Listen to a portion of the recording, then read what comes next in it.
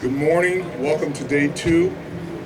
We look forward to an exciting day today with our head coaches and our student athletes. So I'd like to welcome to the stage the head coach of Rutgers University, Coach Greg Schiano.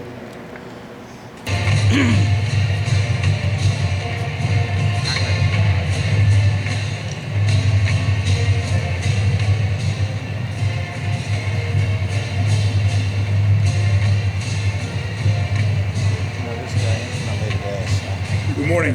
Thank you, Commissioner Warren. I'd like to thank our President, Jonathan Holloway, and our Athletic Director, Pat Hobbs, for giving me the opportunity to stand here at this podium at Big Ten Media Days as the head coach at Rutgers. I go back to, this is my second stint at Rutgers, I go back to 2002. I was sitting in a small meeting room after a radio show, a weekly radio show, and I turned to one of the hosts. I said, you know what? We belong in the Big Ten. And it was a long journey to get to the Big Ten. And it occurred after I had left to go to Tampa Bay, and now to be back here as a member of the Big Ten at Rutgers. It's a dream come true. It's something that I worked very hard to accomplish. Didn't get it done, but eventually others got it done. And I'm very, very fortunate to be here.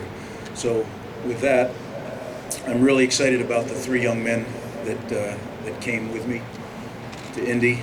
They're a great representation of our program. Noah Vedral, our quarterback, Bo Melton, wide receiver, and Olakunle Fatukasi, linebacker. I think that you'll enjoy visiting with them, and really, really fine players, but I think even more so great people. So with that, I'll open it up for questions. All right, we will start down here in the front.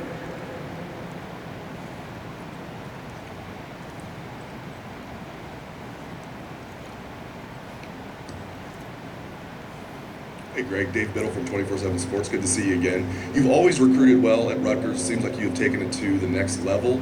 Maybe what do you attribute that to? And maybe what did you learn from your good friend, Urban Meyer? Good to see you, Dave. We're excited about the way recruiting is going this second go-round. I think a couple things. Number one, we have a great staff. Eric Josephs, who leads our recruiting department, does an incredible job. Our staff works very, very hard at recruiting. And, you know, I really believe Rutgers in the Big Ten, what a great opportunity for young student athletes, right? To be in the New York metropolitan area, to be playing football at a great academic institution.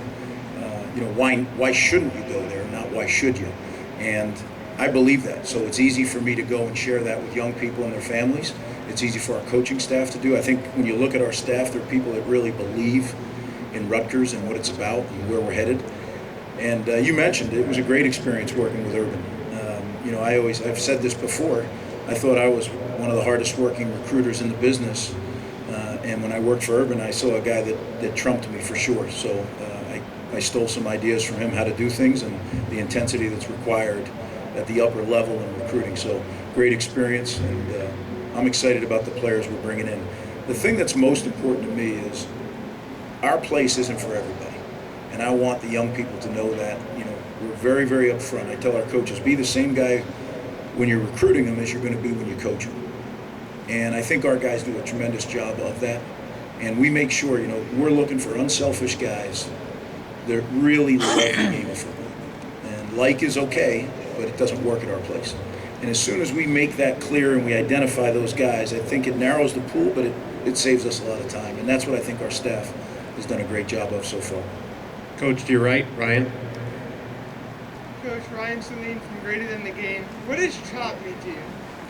CHOP, great question, and it's something that it's one of the 3 pieces of our culture. And CHOP is the ability to focus no matter what's going on. The mental and physical toughness to be able to stay focused on that spot on the tree, no matter what bombs are going off, because there's always bombs going off.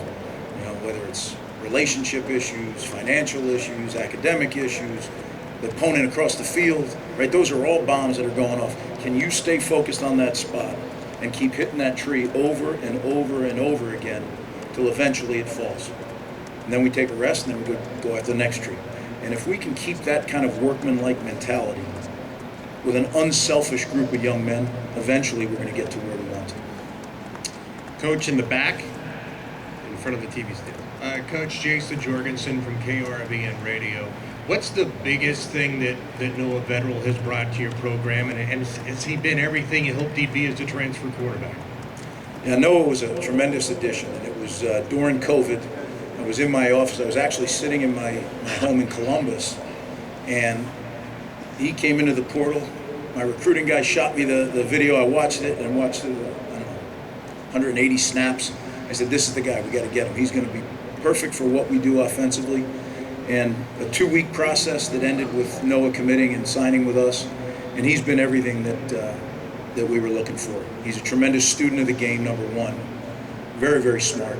Can run our offense, can run the whole operation. We're a no-huddle outfit, and he runs it seamlessly. And I think having been in the system for a year, it's going to be even better going forward. And I think the other thing that he brings is he's got a respect of his teammates. He's an unselfish guy who's a giving guy and puts the team first. So when you have those traits, success is going to come. Coach at 2 o'clock. Hey, Coach, how you doing? Like more with sport on the move with sports skills. I know recruiting is about getting the proper kids, the right kids into your program. But being a Jersey native as myself, I love to see in-state recruits go to Rutgers and perform and do great things there. Do you have like a little extra incentive to kind of get these Jersey boys to stay home? Without a doubt, Mike. I mean, it's well chronicled that New Jersey's been a hotbed of football, high school football, and college recruiting for a number of years, and people have gone different places. And that never worried me. You know, when we first got to Rutgers, it wasn't in vogue. This was back in 2001. It wasn't in vogue to go to Rutgers.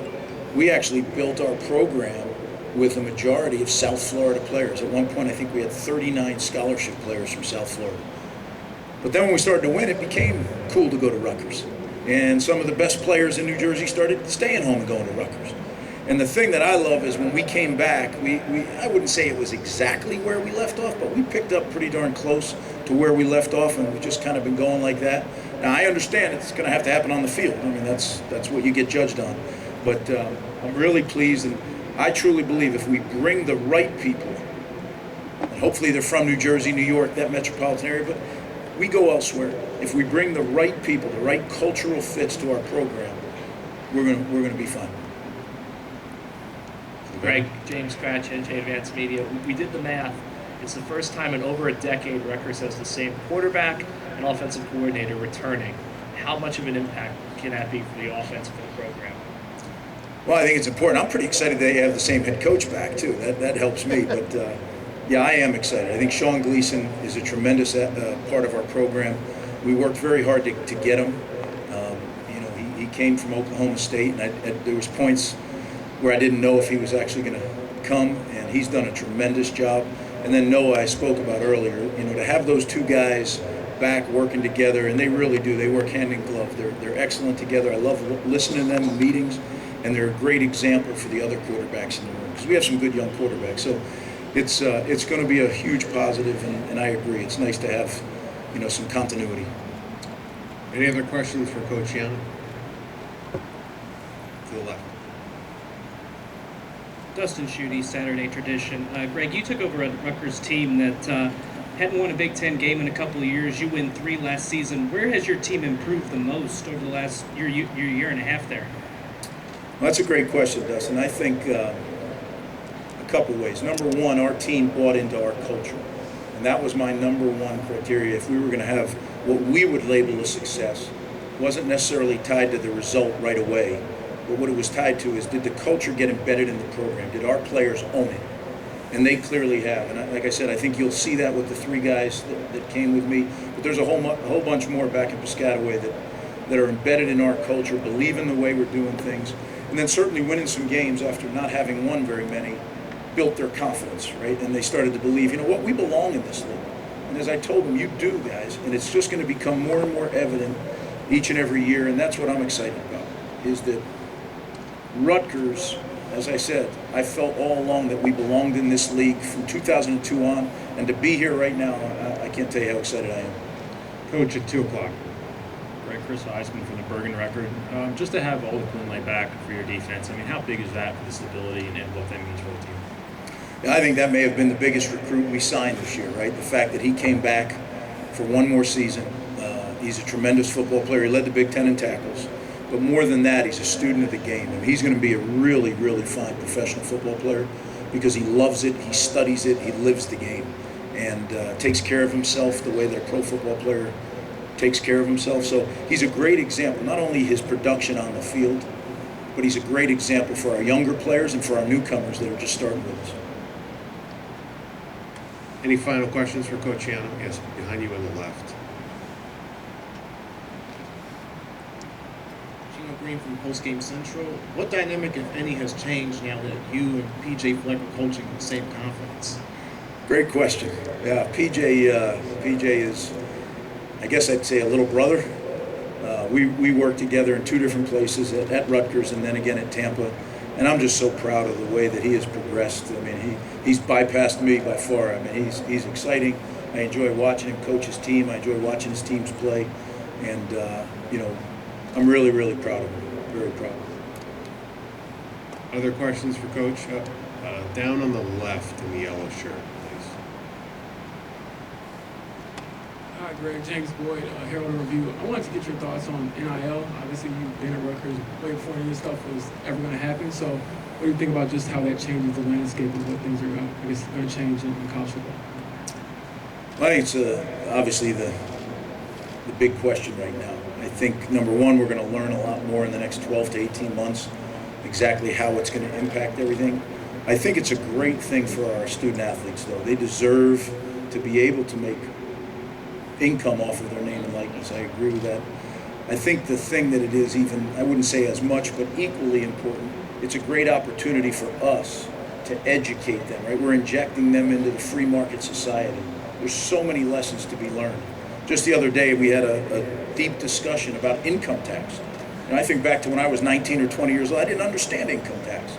I mean, wait a minute, that dollar, I don't actually get to keep that whole dollar, right? So to have that conversation, just to see their eyes, because when NIL became official, we had, and even before, we had a very, very concentrated audience. They wanted to know the facts.